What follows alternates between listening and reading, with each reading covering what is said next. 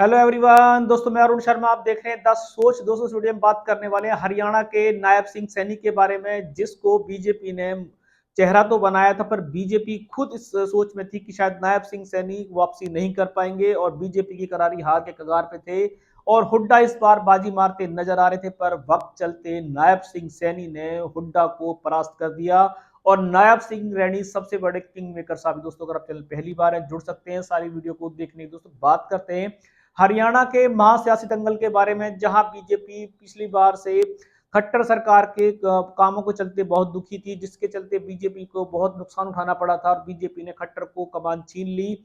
भले ही जेजेपी को पार्टी से हटाना पड़ा, इसके चलते उन्होंने नायब सिंह सैनी का कार्ड किया, जिसके चलते बीजेपी कुछ खास करते तो नजर नहीं आ रही थी। हरियाणा में हाथ मजबूत बताया जा रहा था, पर नायब सिंह सैनी जिस तरीके से धीमी गति से इस बार जनता को रुझाने की कोशिश कर रहे थे, वो काफी हद तक कामयाब हुए। नायब सिंह सैनी ने हुड्डा जैसे एक्सपीरियंस नेता को पछाड़ के रख दिया। जिस तरीके से हुड्डा कहते थे कि कांग्रेस इस बार आएगी, बीजेपी से त्रस्त है, हजारों मुद्दे थे, पहलवान नाराज है, किसान नाराज है, पर नायब सिंह सैनी की धीमी गति की चाल भी हुड्डा को परास्त कर गई और हुड्डा को इस बार ऐसा पछाड़ा है कि हुड्डा के हाथ से तीसरी बार सरकार छीन ली है और हुड्डा को शायद अब रिटायरमेंट लेना पड़ेगा, क्योंकि हुड्डा को अब कम वैक्सी के शायद रास्ते नजर नहीं आ रहे हैं। हुड्डा ने झिक्के जोर लगाए कि हरियाणा इस बार कांग्रेस में मजबूती के साथ खड़ा हो जाए, पर हुड्डा का दल गुटबाजी के चलते पिछड़ता रहा। सैलजा से लड़ाई जारी रही।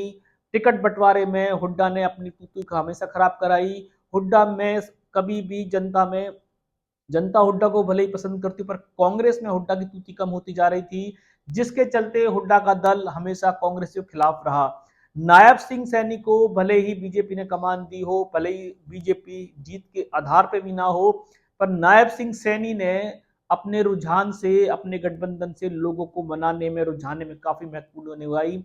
उन्होंने फ्री की रेवड़ियां जो बांटी, शायद हुड्डा उसको समझ नहीं पाए। उन्होंने 500 रुपए का सिलेंडर कहा, हर महिला को हर महीने 2100 रुपए की कुछ उन्होंने घोषणाएं की। अभी कितनी लागू होंगी कुछ नहीं कहा जा सकता, क्योंकि चुनावी मैनिफेस्टो में बहुत सारी चीजें कही जाती हैं, पर धरातल पे शायद वो गायब हो जाती हैं। नायब सिंह सैनी को अनाड़ी समझना शायद हुड्डा को भारी पड़ा। वो सोचते थे कि उन्होंने 2010 से 2014 तक का जो राज किया था, उससे वो सोचते थे कि शायद उनसे बड़ा सीएम हरियाणा की राजनीति में कोई नहीं है। पर कुछ महीनों के सीएम ने, पर्ची के सीएम ने नायब सिंह सैनी को कहा जाए तो उन्होंने एक्सपीरियंस हुड्डा को ऐसी मात दी है। हरियाणा के दंगल में शायद हुड्डा को उठने में अब 5 साल लगेंगे और 5 साल तक क्या हुड्डा राजनीति में रहेंगे या रिटायर होंगे, ये भी सवालिया निशान खड़ा है, क्योंकि इतने दिनों से वो 30-15 साल से हुड्डा जो पिछड़ते आ रहे थे, इस बार उनकी उम्र का तकाजा भी कह रहा था कि उनको इस बार का और सीएम हरियाणा बनाए। पर हुड्डा ने सारे सपने पानी में फिर गए और हुड्डा के हाथ में कुछ नहीं बता, वो हाथ मलते नजर आ रहे हैं। नायब सिंह सैनी के रण में हुड्डा जो पिछड़े हैं, तीसरी बार बीजेपी को रोकने में हुड्डा, और कांग्रेस जो सबसे बड़ी नाकामयाब साबित हुई है, उसमें कांग्रेस में ही काफी सारे सियासी तलवारें खींची हुई हैं। टिकट बंटवारा लोकसभा चुनाव से कांग्रेस को ले डूबना शुरू हुआ था, जिसके चलते मल्लिकार्जुन खड़गे ने, राहुल गांधी ने कांग्रेस पे ध्यान नहीं दिया। यहां तक कि हरियाणा में प्रचार भी वो लास्ट मोमेंट पे करने आए थे, जिससे वो हरियाणा की जनता में मुद्दों को नहीं रख पाए और भूपेंद्र सिंह हुड्डा नायब सिंह सैनी को कुछ नहीं समझ रहे थे, जिसके चलते आज उनको मुक्की खानी पड़ी। नायब सिंह सैनी खट्टर से भी बड़े किंग मेकर साबित हुए और बीजेपी का दाव चारों तरफ चला। बीजेपी ने सैनी कार्ड को यूज किया और जिस तरीके से खट्टर को समय रहते हटा लिया, जिसके चलते आज बीजेपी दोबारा से वापसी कर पाई। और नायब सिंह सैनी पे जो दाव बीजेपी ने चला, वो समझ में आ रहे थे कि नायब सिंह सैनी जो दिखते हैं वो अलग हैं, पर जनता में उनकी वैल्यू शायद ज्यादा है। इसके चलते नायब सिंह सैनी का जो धीमी गति का समाचार था, वो हुड्डा को बहुत भारी पड़ा और हुड्डा के हाथ से आने से कमान नायब सिंह सैनी छीन के ले गए।